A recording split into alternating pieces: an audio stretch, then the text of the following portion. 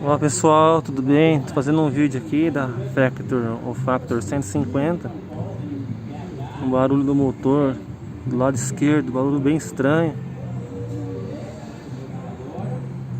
Começou faz uma semana. Não foi 7 dias, a moto parou de pegar. Levei em 5 mecânicos. Os 3 primeiros queriam abrir o motor para ver o que era.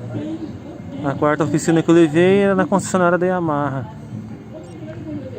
Ele nem abriu, só pelo barulho ele confirmou que era 99.9 o estator, que é o gerador de energia que alimenta a moto.